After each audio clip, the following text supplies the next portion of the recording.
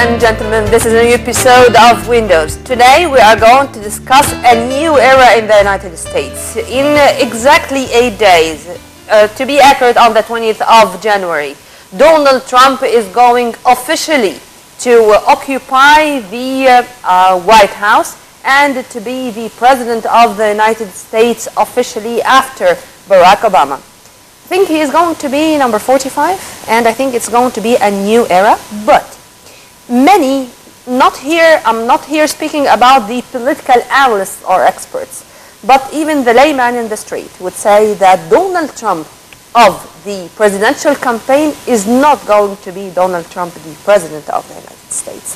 What he promised is not what he is going to do.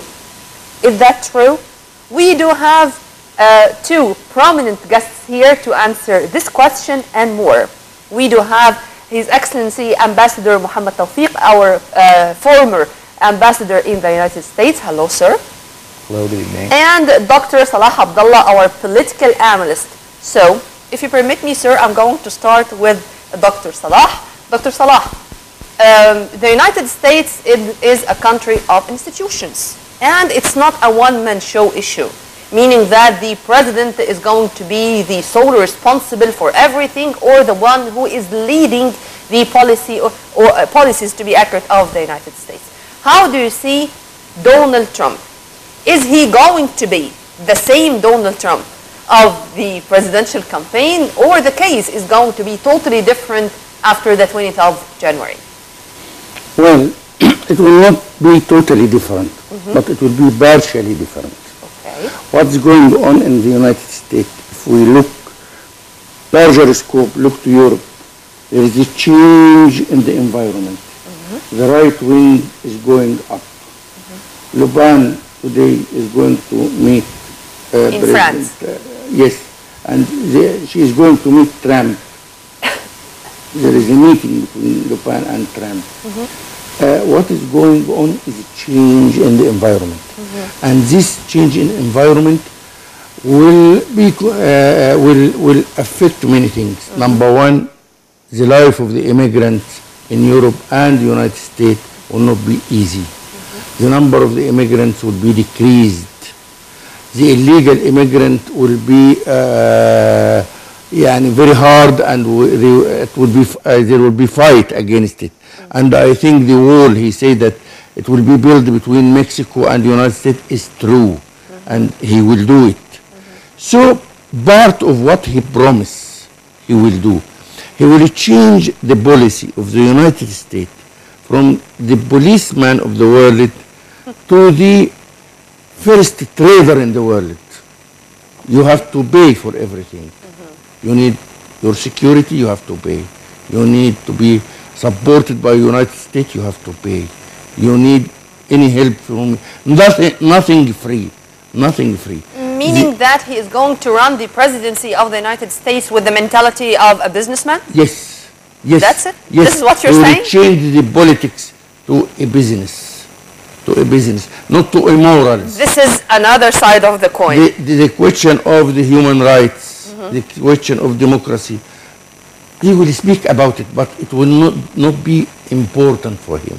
It will not occupy the lion's share in his speeches as it was with the previous leaders of the Muslim organizations, the Muslim Muslim Brotherhood or Daesh or so on and so on, I think they will suffer. And this is going to be for our best interest. Yes, this will be a straight strategy against these groups. We hope so. Ambassador Tawfiq, let's go a little bit back. And according to your knowledge regarding the nature of the Americans, in your opinion, why Donald Trump in the first place won the elections?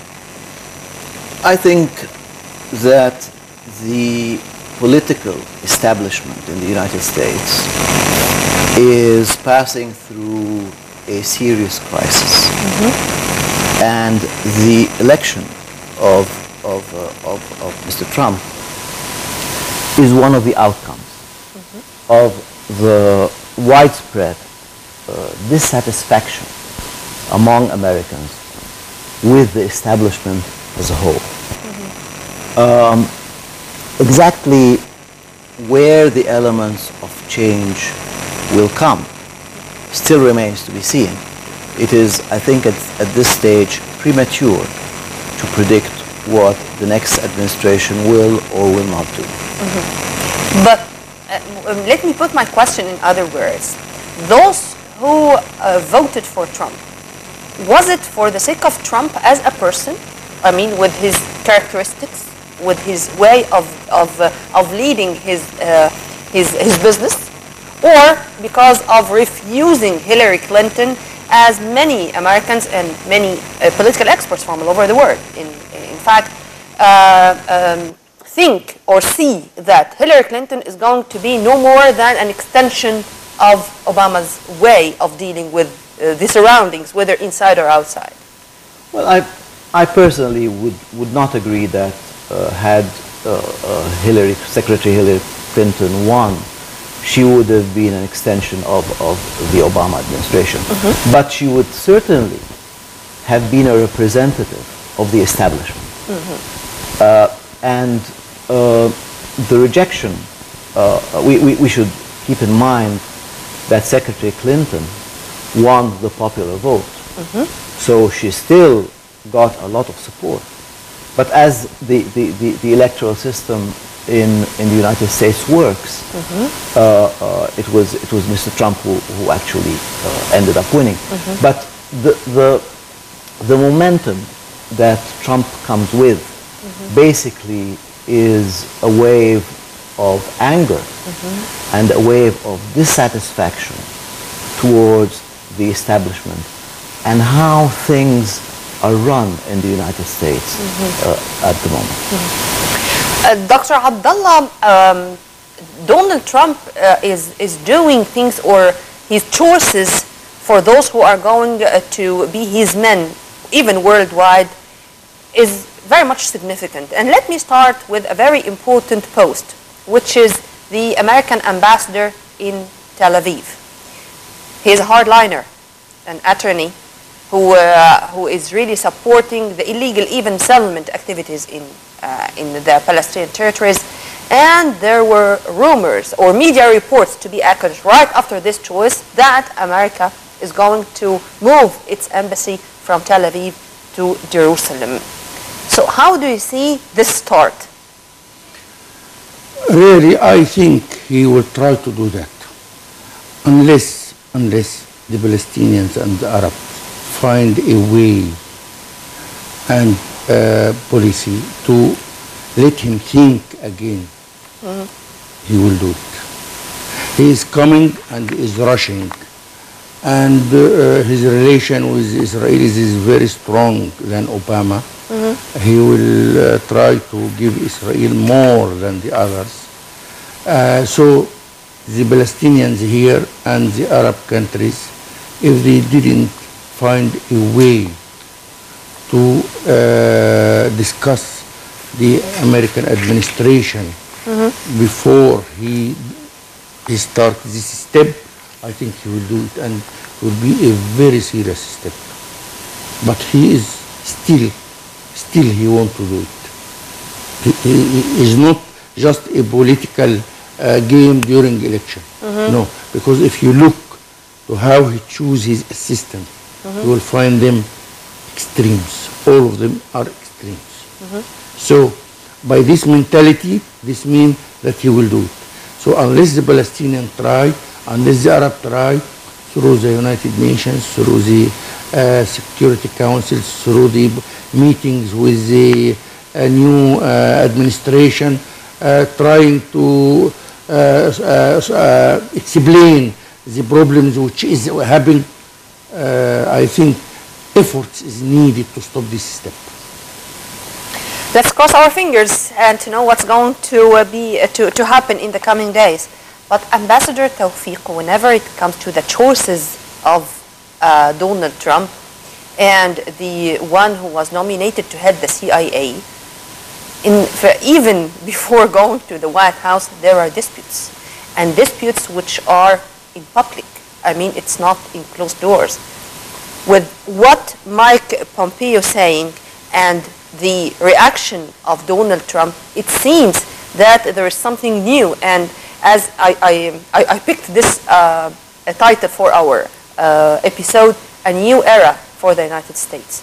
Is this normal? I mean, have we seen something like that in the history of America, to have this kind of disputes in public between the President of the United States and the new head of the CIA? Well, I think that I would definitely agree that we are going to witness a new era in the United States. But talking about Mr. Pompeo in particular, and the team that the President-elect has chosen so far, they are certainly a group of people with a certain ideological position. Nevertheless, they are capable, intelligent, and extremely successful people. So we have to give the new administration the chance. We should certainly engage as quickly as possible and as widely as possible with the new administration. We've already seen, we as Egypt. We've already seen Foreign Minister Sameh Shukri. He made a long trip to Washington and New York. Yeah. And I think this kind of effort needs to be continued. I'm going to speak with you in detail about the nature of the Egyptian-American relations after Trump. But let me, if you please, and if you permit me, to return back and to read some of the sayings of Pompeo. Pompeo signaled he would stand firm, if necessary, against Trump on the issue of enhanced interrogation techniques for terrorism suspects, and such techniques are widely regarded as torture, and their use has been banned by Congress. It's very obvious that he said it even before Trump officially occupied the chair in the White House, to stand firm against the president. I mean, have we listened to such statements before? Normal, I mean? Well, I mean, this is, I mean, we have to make this distinction between what is said during a presidential campaign and what actually happens when you have an administration in place. I don't want to be absorbed too much with the statements made during the campaign. Definitely. This was yesterday. Yes, but I mean, there's a difference between after you're actually in office. Yep. We've seen the press conference yesterday. But there's a difference between what you say before you're in office and then once you're in office, as an administration, as a team, then you expect them to work together. Dr. Salah, the quote I was just reading, it seems that it goes hand in hand with what you have kindly mentioned about the human rights issue, that it's not going to occupy the lion's share in the speeches of the coming US president. And it seems also that tomorrow is going to witness, as I said before, another era. Would you please, if you want to elaborate? That's true. You have a new president, a businessman.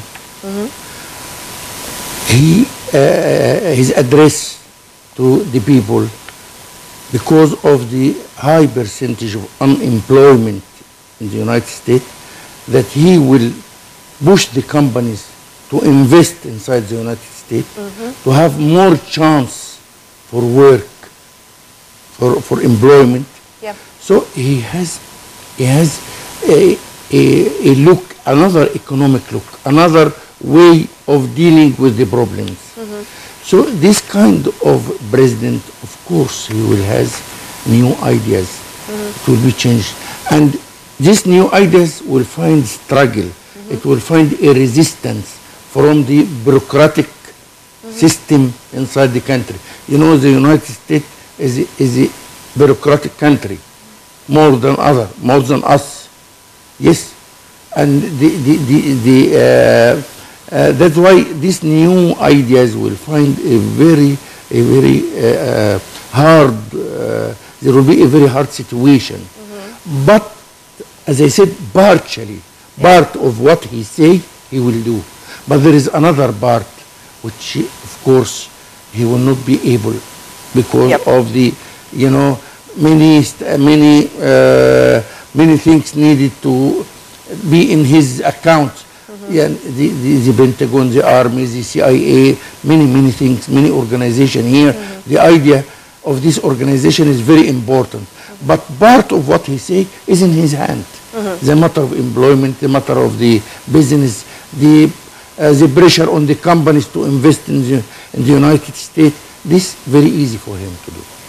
Ambassador Tawfiq, when it comes to foreign policy, and when it comes to the relations between the United States and Russia. In the past just 2 months, I think, right after the elections, of course, we had exchanging accusations and accusing Russia of this hacking issue to support Trump over than Hillary in illegal ways, and the expulsion of 35 diplomats from Russia, who were in the United States to Russia, and even saying that 35 spies, and Putin did not do so. He did not answer this with the same way, and because of this, Trump hailed Putin's way of dealing with the issue. Tomorrow is another day. How do you see the coming stage regarding the American-Russian relations? I think President-elect Trump summarized his point of view on this issue. He said that he will start with a cooperative approach, and that he will try to make a deal with President Putin. If that doesn't work, then he will change his attitude. So it's a reasonable way to start the relations, and there are definitely areas of common interests between the United States and Russia, but we should not underestimate the areas in which there is actual conflict of interest. And we have to wait and see how the president-elect, when he becomes president, will be able to manage the relationship. It's not an easy relationship. Sure. And we should not underestimate the difficulties of mending the relationship as a whole. Although they can work together on specific areas and on specific issues. In my humble opinion, if you permit me to share this same point of view with you, and of course with our dear viewers, I think the key person here is going to be Vladimir Putin, not Donald Trump. Putin knew how to deal with Trump, and it seems that he is going to be the main player. And because of this, we hope that we are not going to witness another era of the Cold War, or to have, because when there are disputes between the two big powers, the whole world is suffering. If you want to elaborate on this. Yes, we should not think in Cold War terms, because today the United States is the major military and economic power on the planet. Russia is a first level military power, but as an economic power, it is certainly it is lagging behind the States.